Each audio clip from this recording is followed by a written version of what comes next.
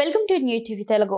YS Jaganmohan Reddy 5 ఏళ్ల పాలనలో ప్రజలను గాలికి వదిలేసి ప్రజాధనాన్ని దోచుకోవడమే పనిగా పెట్టుకున్నారని ఏపీ మంత్రి నారా లోకేష్ తీవ్ర స్థాయిలో విమర్శించారు. తాను ఎమ్మెల్యేగా కూడా లేని సమయంలోనే మంగళగిరి నియోజకవర్గ ప్రజల పట్ల తన బాధ్యతను గుర్తించి వారి స్వయం ఉపాధికి చేయూతనందించేందుకు వ్యక్తిగత నిధులను వెచ్చించాలని లోకేష్ తెలిపారు. కుల మతాలకు అతీతంగా అర్హులైన ప్రతి ఒక్కరికి అండగా నిలిచానని పేర్కొన్నారు. సోషల్ మీడియాలో తమపై దుష్ప్రచారం చేస్తున్నారంటూ లోకేష్ ఈ సందర్భంగా మండిపడ్డారు. జగన్ గారు, మీరు అధికారంలో ఉన్న 5 ఏళ్లు ప్రజలని గాలికి వదిలేసి జనం సొమ్ము దోచుకోవడమే పనిగా పెట్టుకున్నారు. అప్పుడు నేను ఎమ్మెల్యేని కూడా కాను.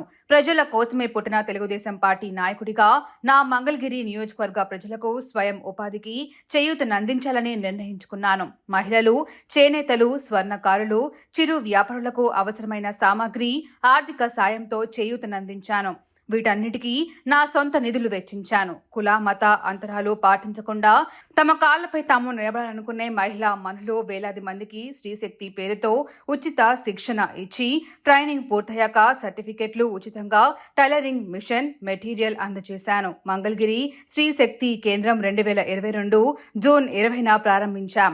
ఈ కేంద్రం ఇప్పటి వరకు 43 బ్యాచ్లలో 2226 మంది శిక్షణ పూర్తి చేసుకోగా వీరందరికీ మిషన్లు అందజేశాం. తాడేపల్లిలో శ్రీశక్తి కేంద్రం 2023 ఫిబ్రవరి 1న ప్రారంభమైంది. ఇక్కడ 17 బ్యాచ్లలో శిక్షణ తీసుకున్న 666 మందికి మిషన్లు ఉచితంగా ఇచ్చాం.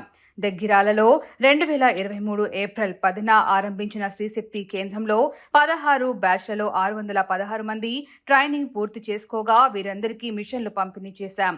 ఇప్పటి వరకు 3508 మందికి శిక్షణ పూర్తి చేసి ఉచితంగా నాణ్యమైన కుట్టు మిషన్లు అందజేశాం. ఇవన్నీ నా జేబులోంచి తీసిన డబ్బులు, నా ఖాతాల నుంచి వెచ్చించిన సొమ్ములు కాబట్టే శుభానికి సంకేతమైన నా పార్టీ పసుపు రంగు మిషన్లు ఇచ్చాను. జనం సొమ్ముతో పెట్టిన పథకాలకు నీలా పార్టీ రంగులు, నీ పేర్లు పెట్టుకోవాలనే యావా మాకు లేదు. నీ అబద్ధం తాత్కాలికం, మా నిజం శాశ్వతం అంటూ లోకేష్ విమర్శలు గుప్పించారు.